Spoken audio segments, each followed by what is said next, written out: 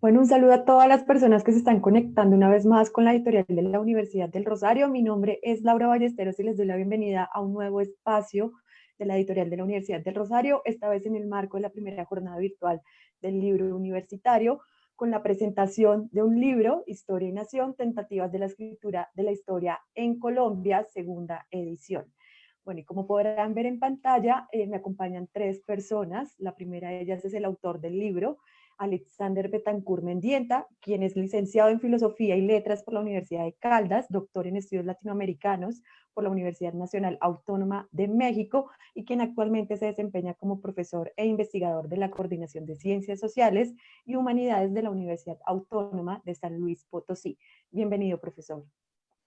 Hola, buenas tardes a todos.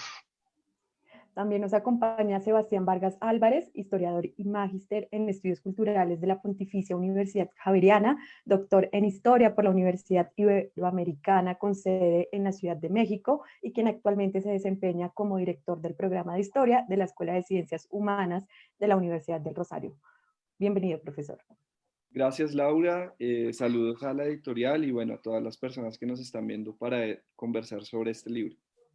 Bueno, y por último, pero no menos importante, nos acompaña Rigoberto Gil Montoya, licenciado en Español y Comunicación Audiovisual de la Universidad Tecnológica de Pereira, especialista en literatura hispanoamericana de la Universidad de Caldas, magíster en Comunicación Educativa de la Universidad Tecnológica de Pereira y doctor en literatura de la Universidad Nacional Autónoma de México, y quien estará a cargo de la moderación de esta presentación del libro. Bienvenido, profesor.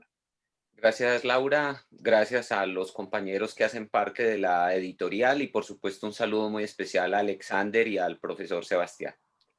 Bueno, y antes de cederles el espacio a nuestros invitados del día de hoy, le recuerdo a todas las personas que se están conectando a través del Facebook de la editorial de la Universidad del Rosario, que pueden dejar sus preguntas, comentarios a lo largo de toda esta transmisión. Les recordamos que la editorial, más que academia, somos múltiples formas de ver el mundo. Ahora sí, profesores, adelante. Bien, muchísimas gracias, Laura. Pues para mí es un placer y un honor estar acá en este diálogo entre dos especialistas, entre el profesor Alexander y el profesor Sebastián, a propósito de la reedición de este libro, Historia y Nación, Tentativas de la Escritura de la Historia en Colombia. Pues debo decir como parte anecdótica que yo me considero un afortunado de haber estado muy cerca del trabajo de Alexander en el momento en que lo estaba desarrollando. Estaba desarrollando un trabajo de tesis sobre el tema de historia y nación en la Universidad Nacional Autónoma de México. Y yo recuerdo que eran muchos los momentos, las tardes, los días en que dialogábamos precisamente sobre los temas que Alexander estaba desarrollando para este libro, para lo que luego sería un libro. Y recuerdo que pues para el momento siempre pensé que era un trabajo demasiado ambicioso, demasiado grande, sobre todo por la perspectiva con la que Alexander quería ordenar una hipótesis de trabajo, preguntarse por la escritura de la historia en Colombia, pues es un tema muy complejo por el tiempo que determina. Pues este trabajo empieza precisamente indagando por algunos aspectos en el siglo XIX y luego se centra en el siglo XX con una serie de momentos muy específicos en cuanto a lo que implica la historiografía, la construcción de lo que constantemente en el libro se nombra como la construcción de nación a partir de un discurso que en su momento pertenecía a unas formas de escritura muy de América Latina, a propósito de los hombres de letras, y que luego para el caso colombiano va a haber un momento especial en el que ese discurso va a transformarse mucho. Y bueno, este trabajo da cuenta precisamente de esta investigación o de este proceso. Decir también que en el caso del trabajo del profesor Alexander Betancourt siempre ha estado muy vinculado con el trabajo de archivo, con el trabajo de memoria, y eso pues a mí particularmente me ha interesado mucho de su labor, porque yo diríamos he sido beneficiado también casi que directamente de su trabajo, porque además Alexander, que es un gran investigador, una persona que tiene mucho olfato para buscar la información en múltiples partes, en bibliotecas de todo el mundo y particularmente América Latina, pues también es muy generoso en el momento de compartir esos materiales que descubre y que por supuesto hacen parte de sus múltiples trabajos de investigación, todos un poco en esta medida, en este orden. El trabajo de memoria, el trabajo de historiografía, la pregunta por unas comunidades científicas, es decir, una serie de tópicos que sumados justamente hacen parte de este trabajo que hoy presentamos. De modo que yo simplemente quiero dar esta apertura. Yo sé que el profesor Sebastián ya tiene como una serie de inquietudes que plantear a propósito del trabajo Historia y Nación. Pues digamos, yo le doy la palabra a Sebastián y en la medida en que podamos ir dialogando sobre algunos aspectos del libro, creo que la conversación va a ser muy fluida. Bienvenido, profesor Sebastián, y bueno, lo escuchamos.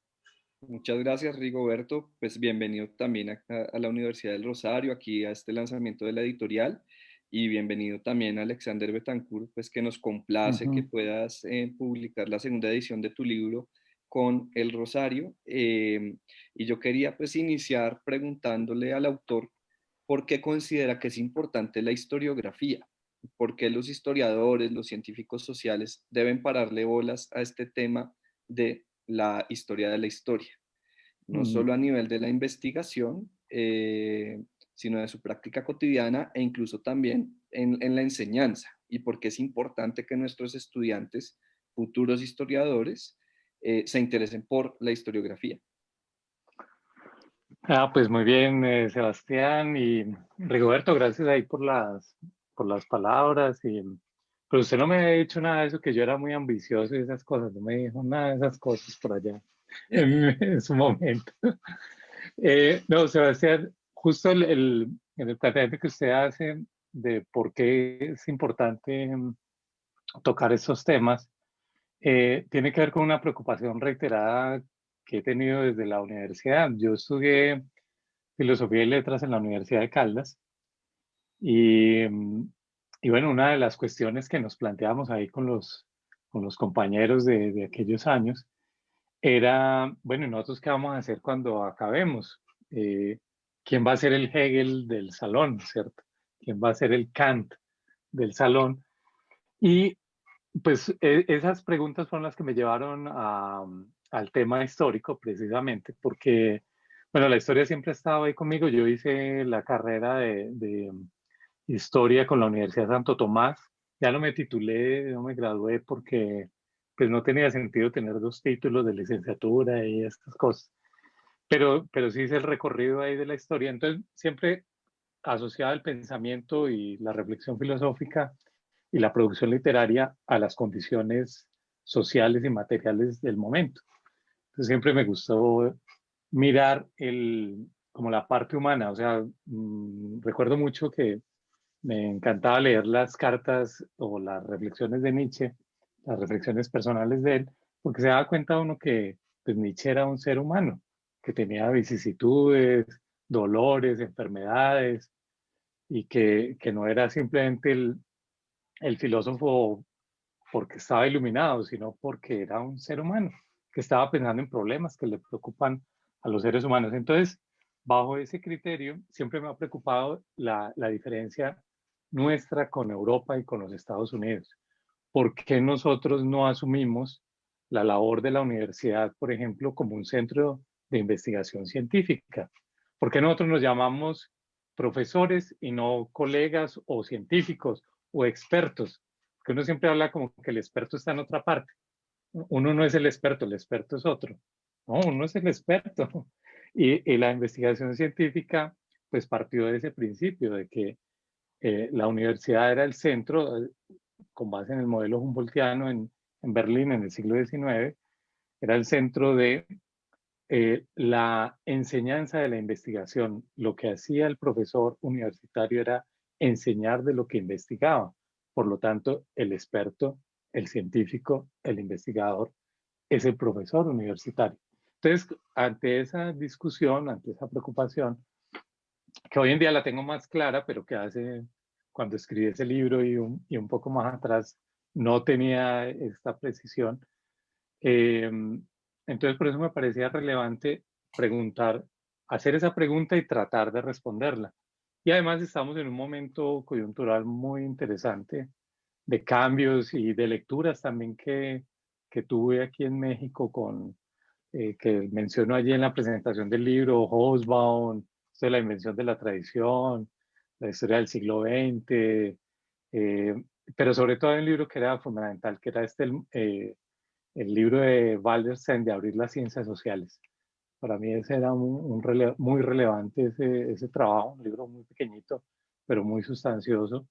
Y entonces pues decía, bueno, ¿y Colombia y nosotros qué? ¿Cómo estamos? Y entonces ahí me llevó esa era el punto de partida.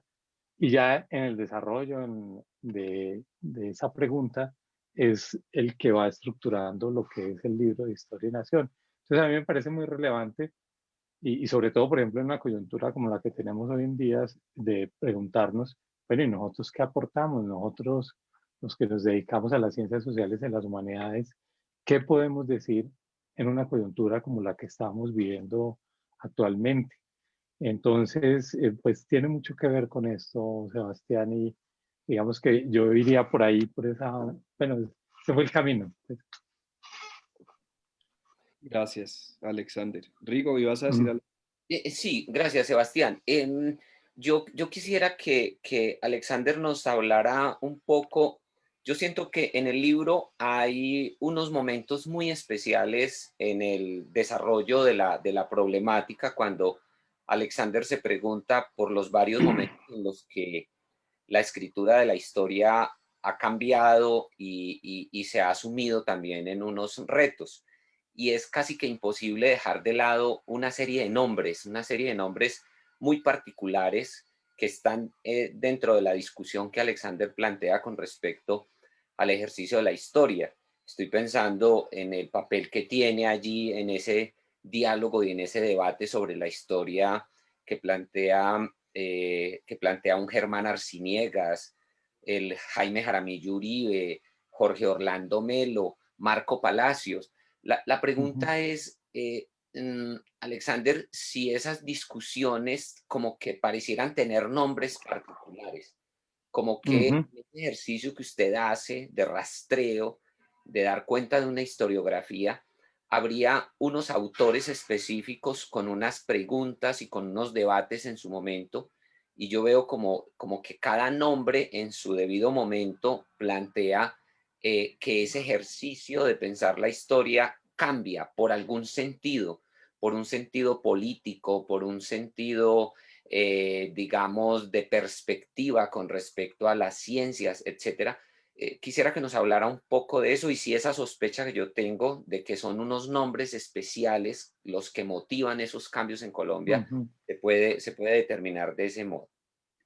Ajá, sí, pues sí, Rigoberto, es que mira que una de las experiencias así vitales que yo tuve tanto en la Universidad de Manizales como al llegar a México era que nosotros no habíamos leído a los autores colombianos. O sea, en mi época estudiantil universitaria, el hombre de moda era Humberto Eco y este hombre, el de la insoportable levedad del ser. eh, Kundera, eso. Entonces, eso era lo que se leía. Y entonces de pronto por ahí me encontré con Fernando González, ¿cierto? Y era una cosa así como, este señor, ¿eso para qué, cierto? Además ni siquiera es filosofía, esas cosas. Y cuando yo llegué a México, mis profesores me hablaban de Germán Arciniegas. Yo sabía que Germán Arciniegas era un señor que escribía en El Tiempo, que era un viejito y que estaba en la Academia Colombiana de Historia, pero ni qué era la academia, ni quién había sido Germán Colmenares, Germán Arciniegas, nada. Y entonces había unos profesores míos acá en México que me decían, no, es que ese libro del continente de los 7 colores es maravilloso. Yo en mi vida lo había oído nombrar, ¿cierto? Entonces, ¿qué es lo que ocurre? O sea, ¿cómo veo yo hoy en día esto que usted está preguntando de los nombres? que lo que nos ocurre en una sociedad como la nuestra es de que ante la falta de instituciones, o sea, de que exista una universidad que cumpla este rol de referente científico, ante esa ausencia, la ausencia la llenan autores, ¿sí? Escritores, escritores en el sentido del ejercicio de la escritura, en el sentido amplio, no en el sentido de la especialización de saberes, que es algo de lo que trabajo ahí en el libro de América Latina, Cultura, Letrada y Escritura de la Historia. Más bien lo que hay son escritores y claro, van imponiendo unas pautas, unas formas de trabajar. Por ejemplo, la situación que, bueno, Arciniegas es, digamos, como el de la gran ruptura con la academia en los años 30, pero luego él se vuelve el director de la academia, entonces ya es otra cosa. Pero lo mismo va a ocurrir con Indalecio Líbano Aguirre, ¿no? Entonces, cada uno de ellos, efectivamente, por la coyuntura, por el momento, por la situación, por los vacíos que hay, pues se tornan en los referentes.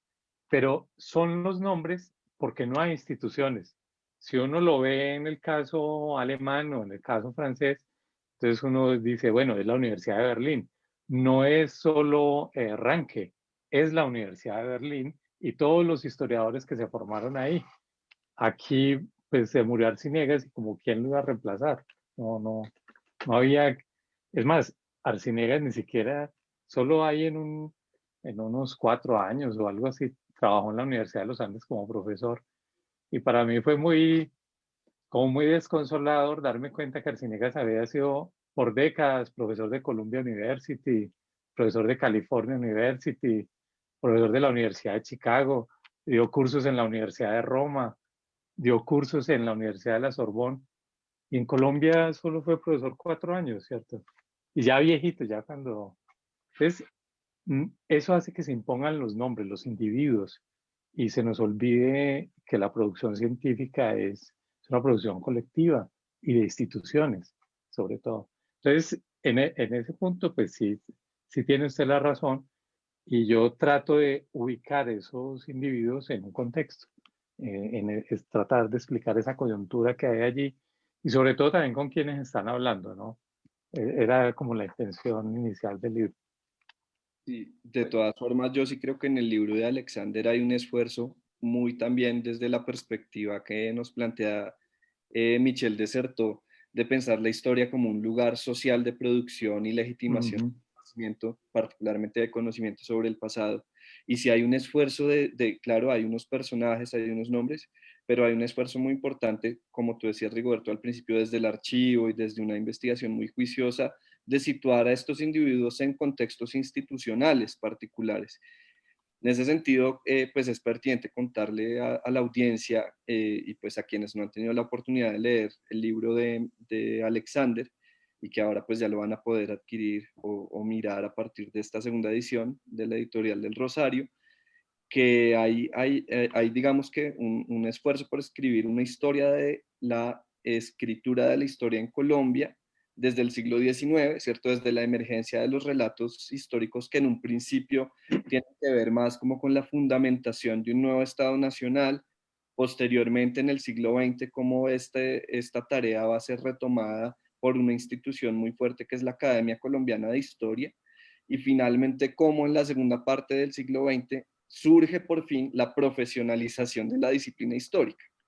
Entonces, hago este breve resumen, este recorrido, porque quisiera preguntarle a Alexander cómo ve la historiografía colombiana contemporánea. O sea, después de este recorrido que él ha hecho y de esta biografía de la historia colombiana que él ha hecho más o menos hasta comienzos, hasta finales del siglo XX. Entonces, ¿cuál sería esta nueva historia? Y también incluso, pues, lo último que tú has visto desde los últimos 15 o 20 años que este libro ya salió, ¿cómo ha cambiado o en qué momento estamos en la historiografía colombiana actualmente? Y de alguna otra forma, ¿qué rupturas pero a su vez también qué continuidades ves como con la tradición historiográfica anterior? Ujú. No, pues es que justo Sebastián, ese era uno de los dilemas ahorita de la segunda edición, si, si le metía mano al libro o no, si le agregaba algunos capítulos o no. Y yo lo veía como una tarea imposible. ¿En qué medida, digamos? La primera cosa que yo notaba era que pues ya hay cosas que sé que no sabía en ese momento, ¿cierto? Entonces, que de hecho lo comento ahí en la presentación a la segunda edición. Por ejemplo, los trabajos de Sergio Macía, yo no lo conocía, Sergio Mejía Macía, eh, no los conocía y los vine, son contemporáneos de la publicación de Historia y Nación.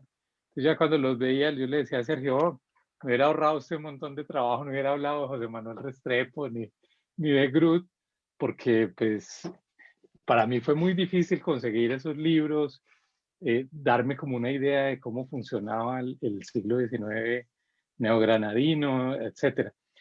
Y entonces eso me llevaría como a modificar un montón de afirmaciones que tengo en el trabajo y que yo creo que son realmente lo sustancioso del trabajo. O sea, cuando yo lo escribí, en las condiciones que lo escribí, no había este internet de ahora, ni había los repositorios abiertos que hay ahora, o las posibilidades de conseguir ciertos datos, cierta información. Eh, y lo bueno de eso ha sido que en la recepción del libro, varios de esos puntos problemáticos o que requerían más desarrollo, pues han generado otros libros. Entonces, eso ha sido, yo creo que uno de los aportes que tiene Historia y Nación, que ha generado más libros a partir de las cosas que le faltó por hacer o que faltó por desarrollar. Y eso a mí me da muchísimo gusto, porque yo creo en ese tipo de esfuerzos, de que no, no está todo resuelto en este trabajo, no. Este trabajo lo que tiene es un montón de problemas que necesitan desarrollarse. Entonces, bueno, por eso no lo quise modificar. Y en segunda instancia, ya a raíz, cuando yo llegué a México y luego Rigo llegó como un par de años después, en la maestría en la que yo estaba, éramos dos colombianos. Muchos coreanos, muchos argentinos, muchos chilenos, eh, había haitianos, había de todos lados y colombianos éramos dos, uno que estaba en literatura y yo. Cuando yo ya empecé a trabajar acá en México como profesor hacia el 2003-2004, yo ahí en la maestría donde yo estaba había 20 colombianos, ¿cierto? En el Colegio de México, en esa época, había uno o dos alumnos colombianos. Y ya cuando yo me vine para San Luis, había más de 12, ¿cierto? Había un montón o sea, de un momento a otro llegaban los colombianos a invadir las aulas universitarias mexicanas y veo que además se dio la movilidad hacia todos los frentes, porque, eh, anécdota, cuando yo me vine a México, yo no conocía un pasaporte. Antes de 1996 yo nunca había visto un pasaporte. El primer pasaporte que vi fue el mío. Yo no, y ni conocía a alguien que tuviera un pasaporte, ¿cierto? Porque no, la gente no salía, ni migraba, ni era, montar en avión era una cosa de ricos, ¿cierto? Entonces a mí me tocó vender todo para poderme venir para acá. Y, y ya lo que uno ve ahora es que hay una enorme facilidad para la movilidad, para inscribirse en estos programas internacionales y, y eso pues en beneficio obviamente de la institucionalidad colombiana, eh, pues ha servido para abrir un montón de becas de trabajo. Entonces ha comenzado una producción de un montón de egresados de las universidades estadounidenses, de universidades europeas. Entonces ya es normal uno ver que fulano de tal es profesor o el director del departamento de historia de tal universidad y estudió en Francia, hizo una estancia en Alemania, que en nuestra época pues era quién, era Rubén Sierra que había estado en Múnich y que nunca se graduó, ¿cierto? Pero era el único que había ido por allá, ¿sí? O Rubén Jaramillo, que eran los profesores, o sea, los profesores de mis profesores. Entonces, pues esto ha generado una enorme apertura de temas, de trabajos. Se abrieron las sedes también de la Universidad Nacional en el país, las universidades departamentales también se abrieron hacia sus regiones. Entonces comienzan todos estos trabajos sobre Urabá, sobre Amazonas, sobre la Orinoquía. Si uno ve los trabajos, por ejemplo, de Jane Rauch de los años 80, a principios de los 90, ya diciendo, oiga, no había escritores sobre los llanos y ahora pues hay un montón de trabajos y de obras sobre los llanos. Entonces, la producción que hay ahora es muy grande y yo siento que a lo que falta de esa producción es que esto se personalice en el cambio institucional, es decir, que tenga un efecto de cómo enseñamos, de cómo trabajamos la historia a nivel ya de los programas de pregrado y de posgrado y que salgan ya otros egresados, otro tipo de egresados. Entonces, a mí me parecía que ese abanico ya era muy grande de abordar y de hecho, a la tarea que me he dado ahorita es que en lugar de hacer ese trabajo individual, más bien convocar a una serie de colegas y hacer la historia de la institucionalización de la profesión en Colombia. Pero eso ya no lo puedo hacer yo solo, ¿cierto? Eso hay que hacerlo colectivamente. Como ese el trabajo científico es un trabajo colectivo. Entonces, yo por eso lo veía como que no modificarle mayor cosa al texto y más bien darle mantenerlo como estaba y darle esta claridad de que hay unas nuevas líneas de trabajo y que ya lo que sigue pues hay que hacerlo de otra manera, seguramente. Bueno, pues primero pues agradezco que Sebastián haya aclarado, digamos, ese punto de vista mío con respecto a cuando decía que eran unos nombres y quedaba un poco en seco, como entonces se trata simplemente de identificar unos estilos y unas formas y no más. No, el esfuerzo es muy grande y ya lo dijo Sebastián, es el hecho de mirar en perspectiva y tratar de responder unas preguntas muy profundas, muy complejas, como la idea de cómo se construye una nación, ¿cierto? Una idea de nación desde el discurso histórico o desde la historiografía y por supuesto ese contexto es muy rico en este trabajo y también tiene otro elemento que yo quiero destacar. De estos nombres que aparecen, creo que el esfuerzo de Alexander está en poner también al lector de hoy en diálogo directo con unos textos difíciles de conseguir, diría yo.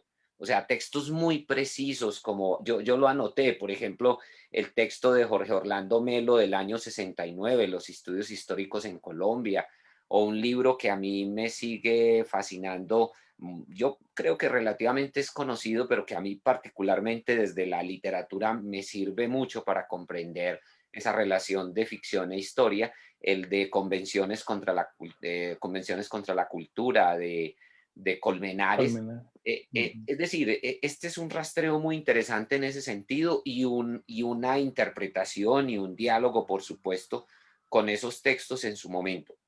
Pero siguiendo con la idea de los nombres, Alexander, y teniendo en cuenta pues, la aclaración que agradezco que hace Sebastián, me pregunto por los historiadores extranjeros. Me llama mucho la atención la presencia de ellos allí, de Malcolm Díez, de David Bushnell, de Pierre Gilodés. O sea, por un lado están estos autores de los cuales ya se ha hablado, que son los nacionales, los que de alguna manera, de acuerdo con la perspectiva de Alexander, vendrían a ser ellos las instituciones, ellos serían unas instituciones, y además por todo el trabajo que desempeñaron incluso por fuera del país, como en el caso de Germán Arciniegas. Ahora incluso yo sé que Alexander nos podría hablar de una revista que descubrió luego, después del trabajo, donde Germán Arciniegas era la cabeza visible del trabajo. ¿Qué pasaba en este caso con los extranjeros? Digamos, ¿qué aportaron ellos a esa construcción de la historia como disciplina, pensando en que sus miradas pues eran muy particulares a unos temas? Estoy pensando, por ejemplo, en todo ese trabajo de Safford sobre el asunto empresarial y de trabajo de Antioquia. ¿Cuál es el aporte más significativo de esas miradas extranjeras y de esos libros elaborados por ellos, Alexander? No, pues mira que, bueno, es que eso era parte también como de de esas posibilidades que le da a uno el tener la experiencia de estudiar afuera del país.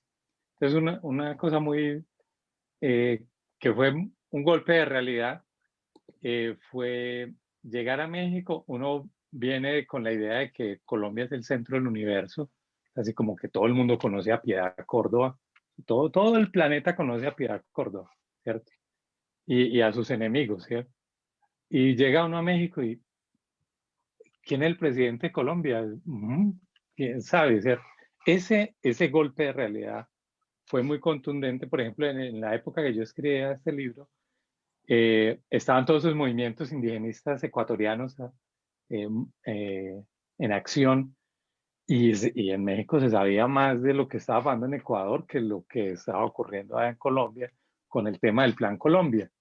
Entonces, esta situación me llevaba a mí a la pregunta, bueno, ¿y quién ha estudiado a Colombia? Entonces, como quién se ha tomado el trabajo, porque además yo aprendí aquí en México también que pues todo el aporte que hicieron los extranjeros para construir instituciones, para recopilar información, para crear interpretaciones sobre el pasado nacional mexicano. Por ejemplo, el trabajo de John Womack sobre Zapata y la interpretación de la Revolución Mexicana, ¿cierto?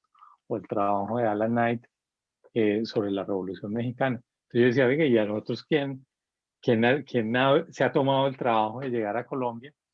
Y escuché y vi por primera vez a Malcolm X por allá a finales del año 96, hablando de su experiencia de Colombia, que decía en una charla ahí en la UNAM, eh, y contaba pues que los colegas le decían, pero ¿y usted para qué va a estudiar eso por allá?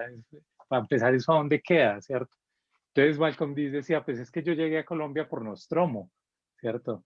Y que ahorita ya ha sido todo un tema literario, pero eso lo comentaba Malcolm X hace 20 años atrás, o 25 ya, y él decía, bueno, no, es que yo leí Nostromo y yo me imaginaba un país así tropical, entonces yo llegué a Colombia y cuando llegué, pues resulta que no se había estudiado, ¿cierto? Era un país casi con todas las posibilidades pues de explorar. Y, y el aporte que ellos han hecho es muy grande. O sea, Malcolm X ayudó a formar a mucha gente en Colombia que se fue a estudiar a Oxford, empezando por el libro de Germán Colmenares, el de las convenciones contra la cultura. Lo escribe en Oxford, entonces lo escribe allá con él. Y no eran muy amigos, pero lo escribe allá porque Malcolm X tiene su personalidad y Colmenares tenía la suya, entonces, pues bueno, ahí la llevaba. Y, o por ejemplo, un trabajo tan increíble que todavía me impresiona a mí mucho, el Café en Colombia de Marco Palacio, también lo hace en Inglaterra. Y entonces es gente que le abrió puertas a muchos de los maestros nuestros. Y la pregunta que yo me hacía en toda esta traza que es el libro es, bueno, ¿y cómo dialogamos con ellos? ¿Por qué? Porque en el caso de México, un libro como el de Womack, el de Zapata, pues generó una eclosión de producción sobre la Revolución Mexicana, para responderle a Womack o para respaldar a Womack. Entonces la pregunta aquí era, ¿y quién le responde a quién? ¿Cierto?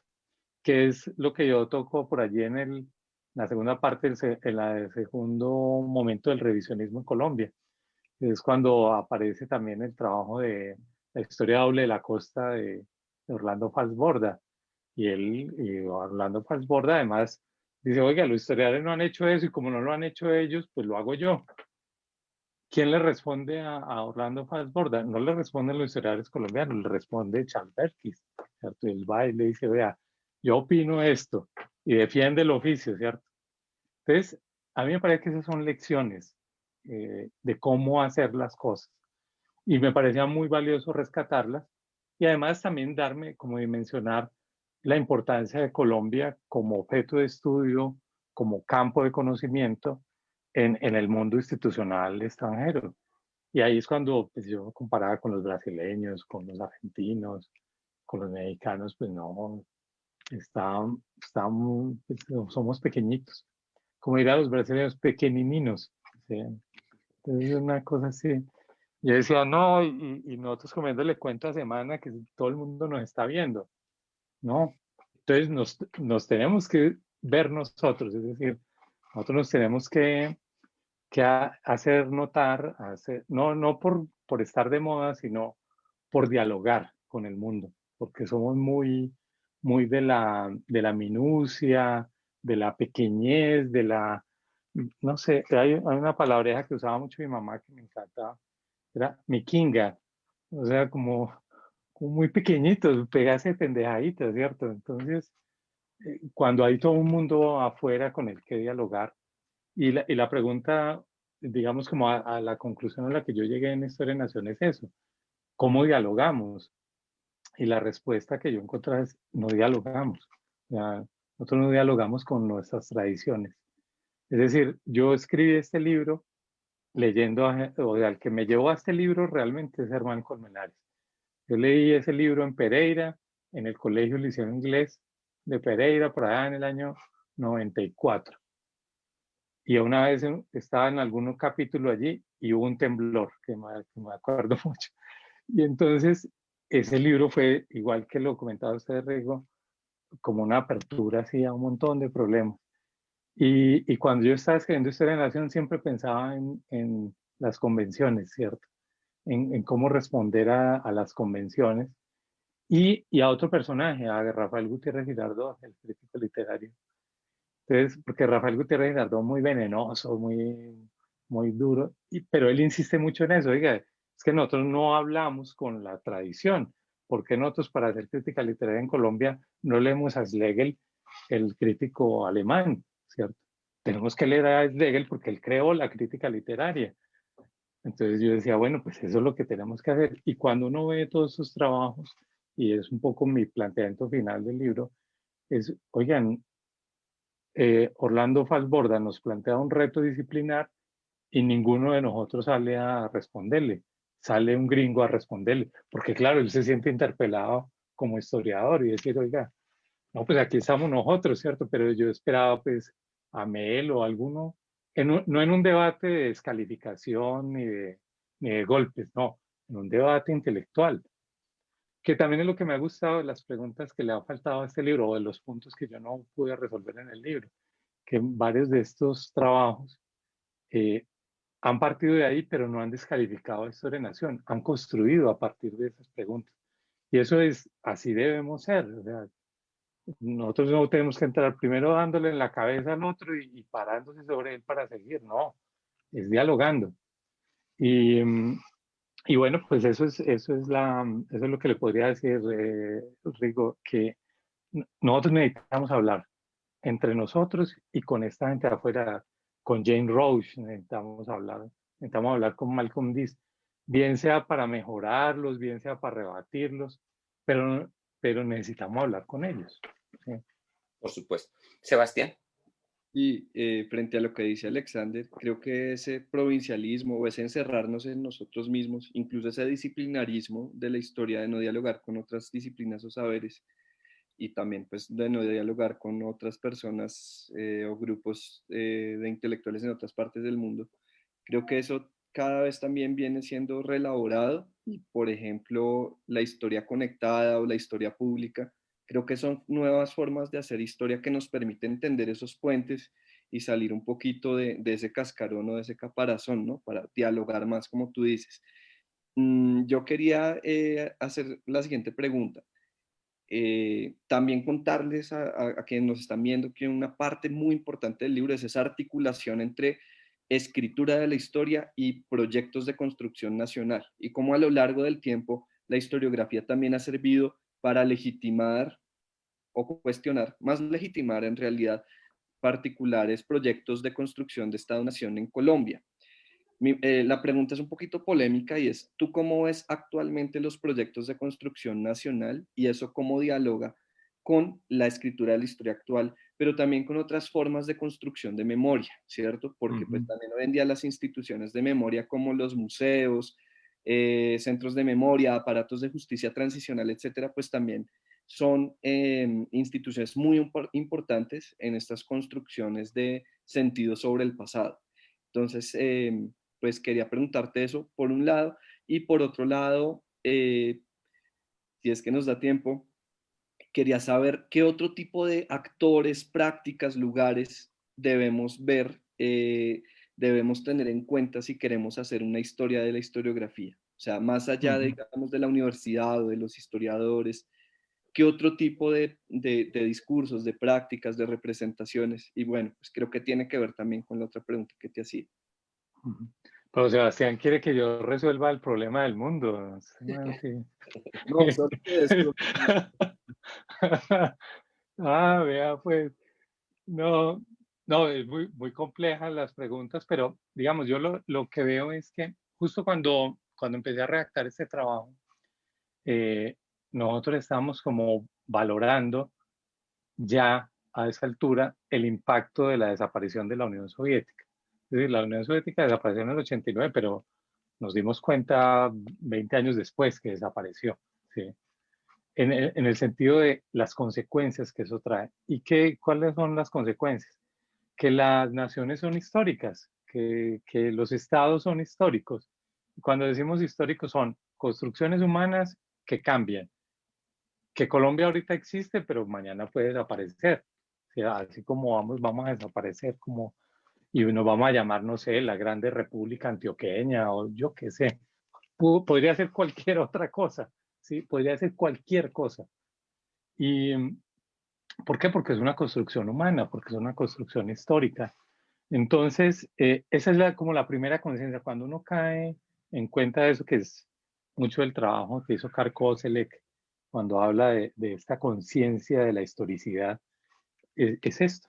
Efectivamente, las obras humanas son históricas y por lo tanto cambian, se modifican, no son eternas.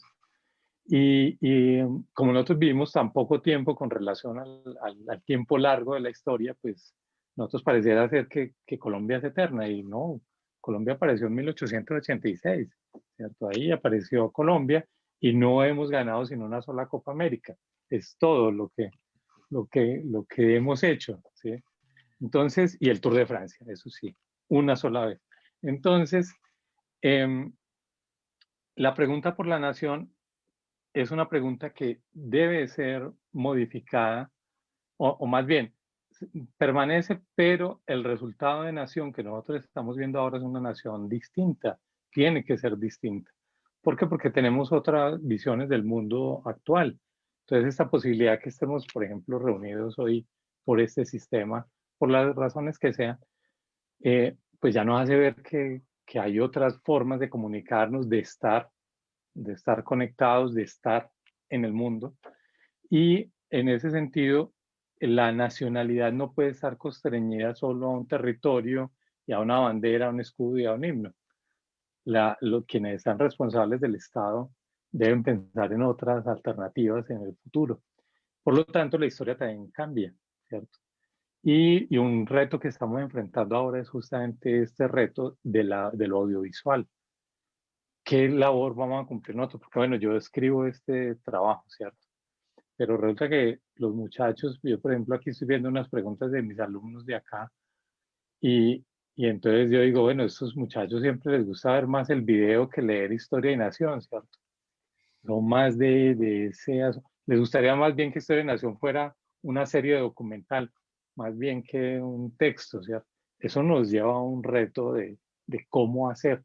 Y en esa medida es el trabajo que hizo Carl Sagan cuando hizo Cosmos, por allá en el año 83, es una forma, es algo que nosotros deberíamos replicar en la disciplina.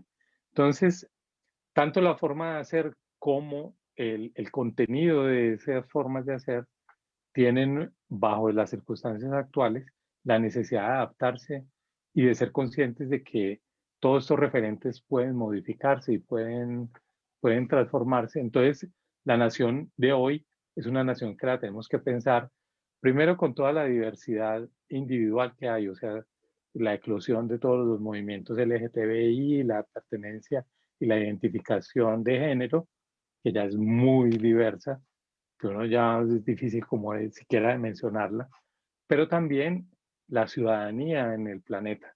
O sea, tenemos un montón de jóvenes y de gente que ya ha ido al exterior, que ha vuelto y que está entendiendo el mundo de una manera global. Entonces necesitamos una nación global, ¿sí? Entonces yo iría por ahí, Sebastián, que estas cosas nos están conduciendo a que el modelo de nación, al modelo de pertenencia, las explicaciones que damos van en ese frente. Bueno, yo creo que uniéndome un poco como pues a esa pregunta que responde Alexander, pues es un hecho también, Alexander, que lo que se observa pensando en el libro, en algunas de las conclusiones suyas, es que digamos que hasta muy entrado el siglo XX, y quizá la ruptura viene a ser por allá en los años 60, 70, cuando usted ya habla de que llega una escritura profesional de la historia, ¿cierto? Y en ese sentido las universidades, los departamentos de las universidades van a ser muy importantes, como el de la Nacional, y por supuesto en este ámbito Jaime Jaramillo Uribe. Usted plantea como que la historia en Colombia importa mucho ser vista en esa parte central, ¿no? En lo que usted llama como el plano andino. Pensaría uno con esta pregunta de Sebastián que justamente lo nuevo es el hecho del reconocimiento de un país de regiones, por ejemplo. El hecho de que se hable de historia regional y el hecho de que haya un reconocimiento de parte de los historiadores de que hay unos objetos de estudio muy interesantes. De hecho, usted sigue en ese trabajo con el archivo del Cauca. Por lo tanto, creo que en ese sentido la mirada también se ha ampliado muchísimo y ya no hay un centro en ese ejercicio de la historia.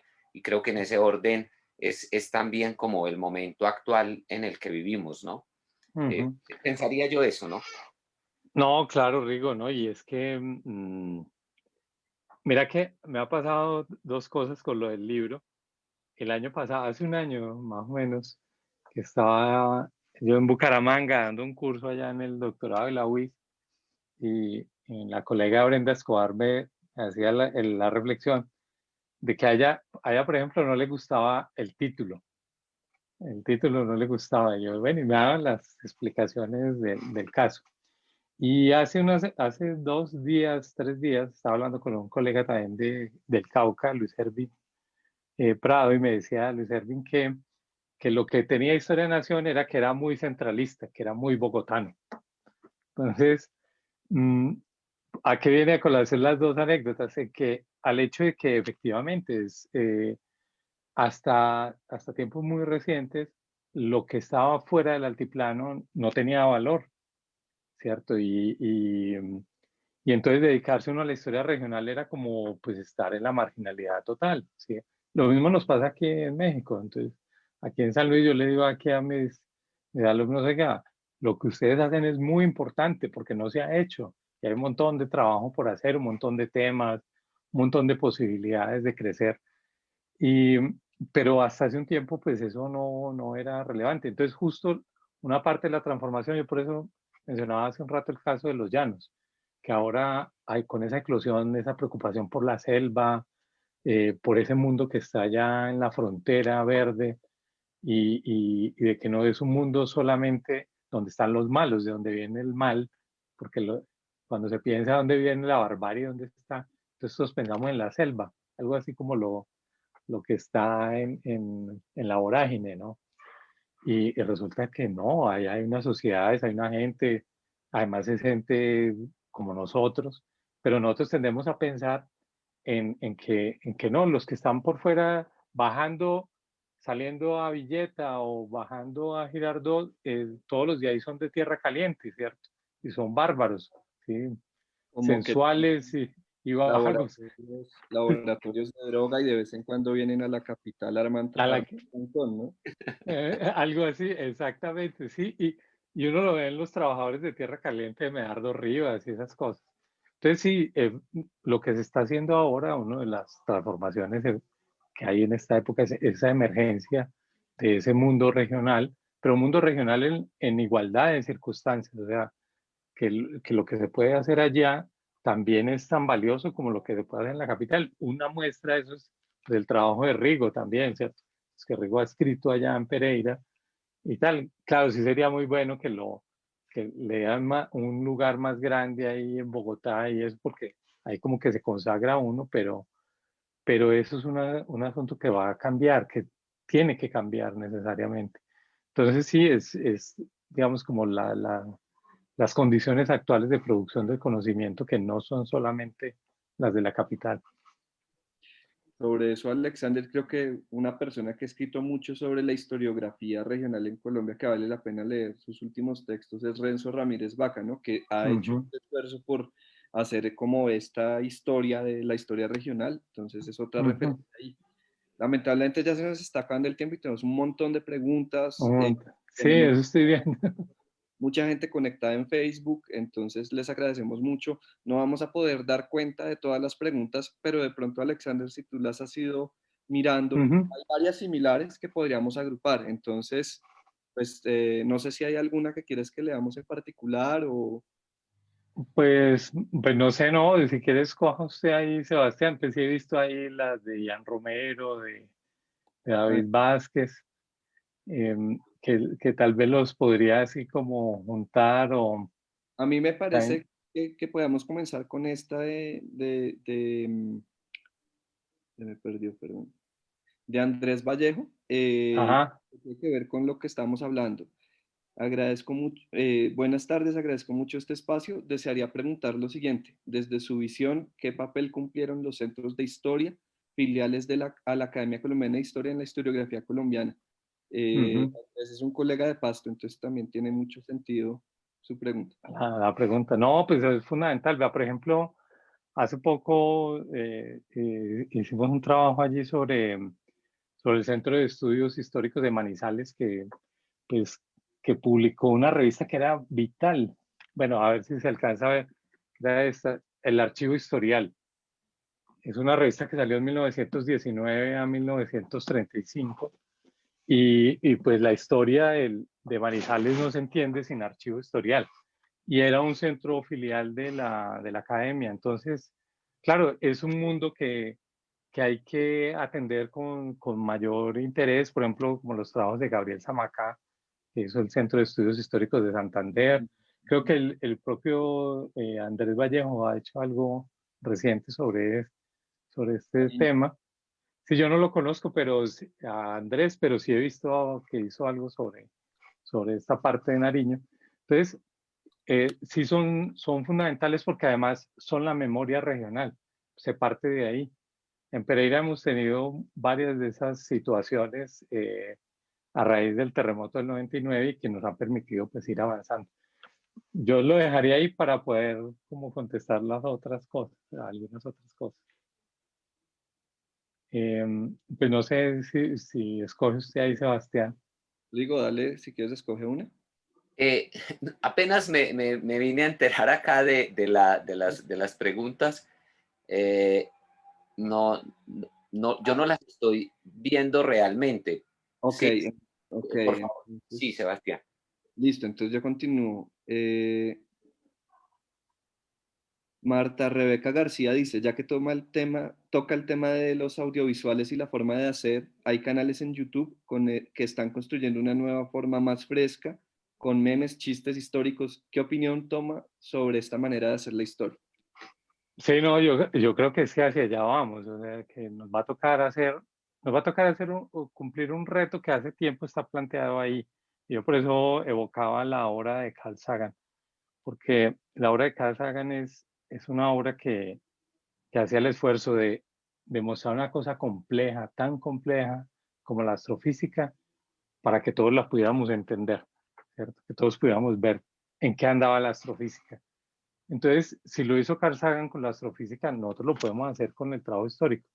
Yo siempre he creído en que hay que validar y reconocer siempre el expertise, la rigurosidad, el lenguaje científico. El lenguaje científico es un lenguaje denso y complicado, porque es un lenguaje que tiene una forma de explicar el mundo. Pero ese lenguaje también se tiene que trascender para que se difunda lo que se conoce.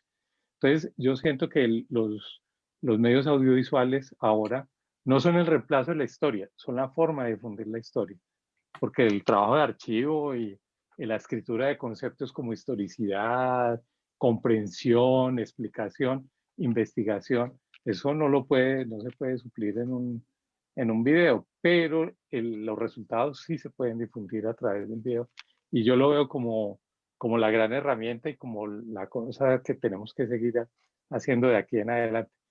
Pero insisto, no como un reemplazo, sino porque Sagan siguió haciendo astrofísica, ¿sí? Después de Cosmos, ¿no? Pero es solamente un medio de difusión, no un reemplazo de la ciencia.